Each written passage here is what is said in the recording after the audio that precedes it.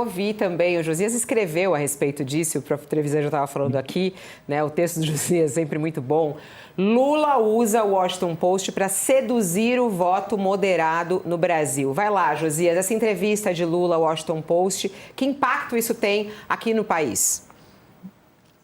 Ele claramente combinou uma motivação diplomática genuína com essa tentativa de seduzir, sobretudo, não é todo o eleitor, não, ele fez um discurso muito direcionado para o eleitor doméstico independente, esse eleitor que fez dele presidente pela terceira vez em 2022, o eleitor que, mesmo torcendo o nariz para ele, votou nele para mandar o Bolsonaro mais cedo para casa. Você nota que nessa entrevista, Fabiola, o Lula ele simplesmente ignora o Flávio Bolsonaro. Ele escolhe como contraponto o Bolsonaro. E aparece ao longo de toda a entrevista como o contraponto que ele queria realçar. E deixou muito claro que o Brasil ainda está sujeito às intempéries antidemocráticas do Bolsonaro, né? E o Flávio ele nem mencionou.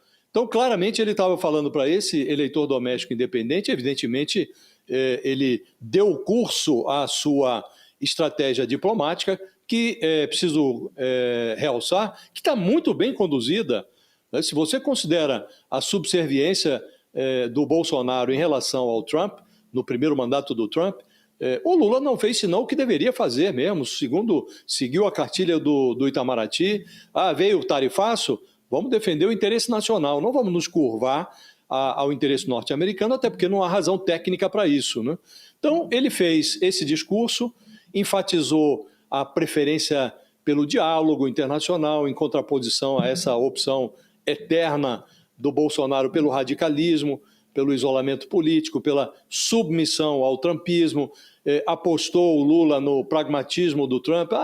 Eu não preciso fazer nenhum esforço para mostrar que sou melhor do que o Bolsonaro, ele já sabe disso, e se enrolou na bandeira da soberania. Quem abaixa a cabeça, disse o Lula na entrevista, pode não conseguir levantar de novo. O Lula faz uma aposta exacerbada, a meu juízo, no bom senso do Trump, né? Ele diz, se eu conseguir fazer o Trump rir, posso conseguir outras coisas. É preciso levar em conta que o personagem que está na Casa Branca hoje é absolutamente imprevisível e não se pode desprezar as suas idiosincrasias, né?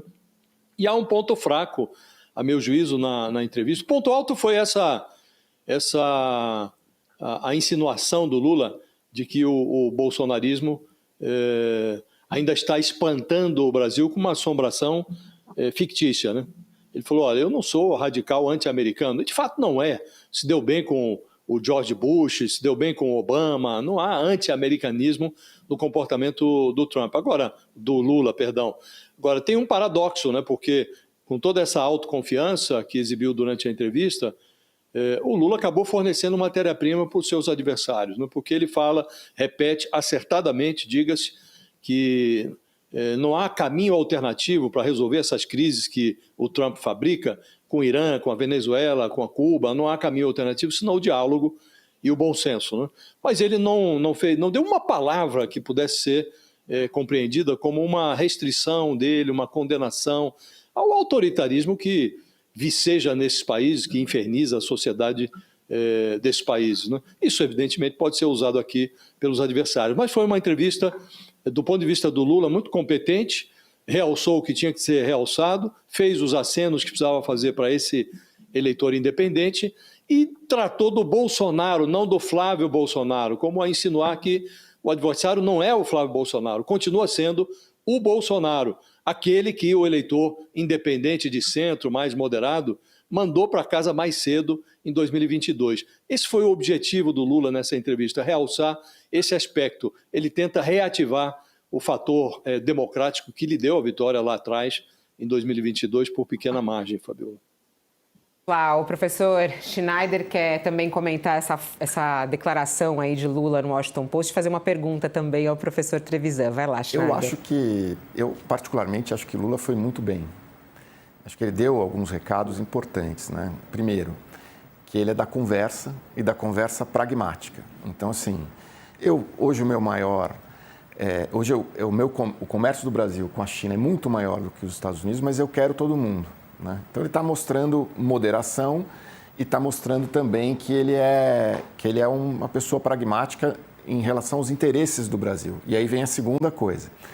Somos pragmáticos, queremos conversar com todos, mas não somos subservientes. Então, ele conversa com o eleitor moderado, mas também conversa com o seu próprio eleitor, ao reafirmar a questão da soberania, né? Então, eu acho que ele foi bastante bem nessa entrevista, como também como foi bem também na visita ao Trump.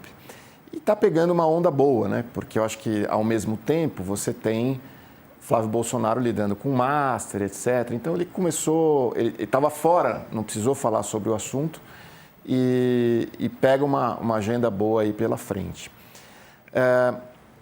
Agora, eu queria perguntar para o professor só uma coisa que eu acho interessante. Lula parece se dar muito bem com os candidatos, com os presidentes mais à direita nos Estados Unidos, né? Ele é muito próximo do George Bush, né? E agora conseguiu, de alguma forma, a gente sabe que Trump é uma pessoa que a gente não pode dizer que não pode apostar, né, nos seus sentimentos, mas de alguma forma conseguiu moderar também a relação dele com o Trump, né? Não parece interessante isso? Quer dizer, um presidente de esquerda se dá melhor com os presidentes americanos mais à direita? Olha, eu não sei, Alexandre, eu concordo bastante com você, né, de que ele foi muito hábil na entrevista. E eu acho que o Josias já achou o ponto, né? Comunicado fundamental para os americanos e para aquela quantia de brasileiros independentes é o mesmo. Não sou radical anti-americano. Esse é o tom que ele quer, né? Esse tom ele tem conseguido. Nós temos que lembrar, sabe? Eu acho que o José lembrou o passado com o Trump, você perguntou do Trump, desculpe, o passado com o Bush, o próprio Obama, lembram-se todos, né? O Obama falou, this is the guy, né? Esse é o cara, né? Esse é o sujeito, né? O Obama expressou, né?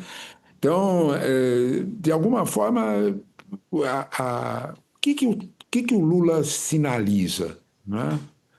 A gente talvez devesse sempre lembrar as origens sindicais de Lula, sempre.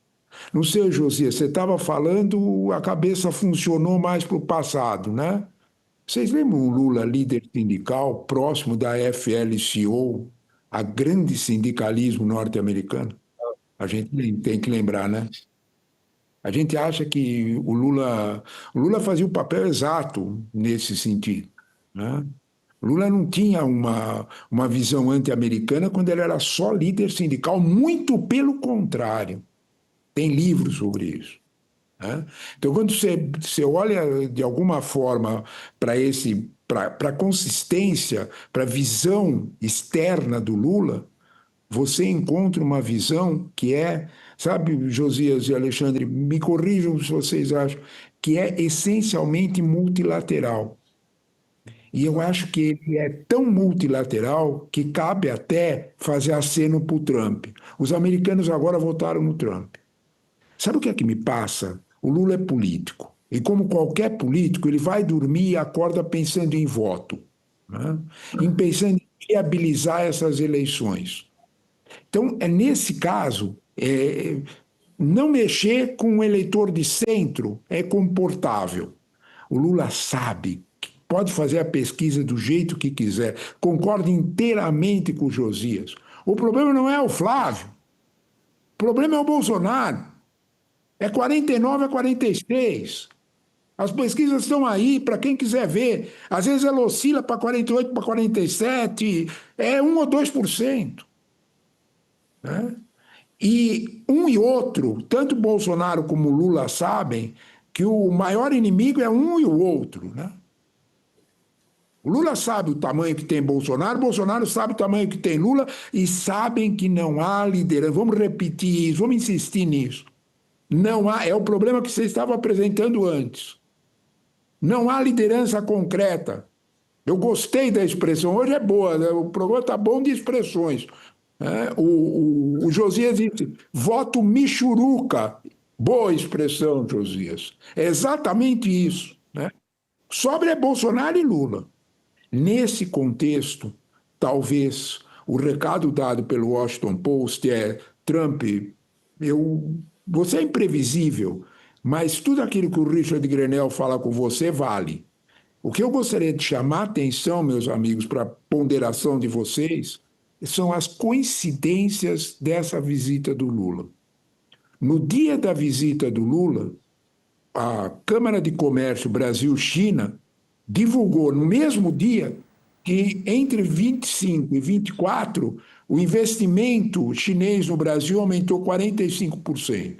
Mas, olha outra coincidência, no mesmo dia em que o presidente Lula estava entrando no Salão Oval, o porta-aviões Nimitz, americano, estava entrando na Baía da Guanabara para fazer um exercício que em 25 tinha sido cancelado.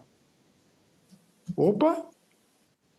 Quer dizer que, então, de algum modo, nós estamos entrando na Casa Branca, mas nós estamos deixando o porta-aviões entrar aqui para um exercício conjunto. Nós saímos da fala para a ação concreta com os americanos. Os chineses perceberam. Eu acho que esse ponto tem que estar bem acentuado, né? Trump, Josias, é absolutamente imprevisível. Schneider concorda inteiramente. Mas ele não joga dinheiro fora. Nos dois sentidos. Nem no sentido comercial, os empresários americanos falaram: para aí, cara, são 10 décadas de negócios, bons negócios com o Brasil. Nós não vamos jogar isso tudo fora. Nem no sentido militar. Eu acho que, de alguma forma, isso a gente precisa relacionar. O que vocês acham?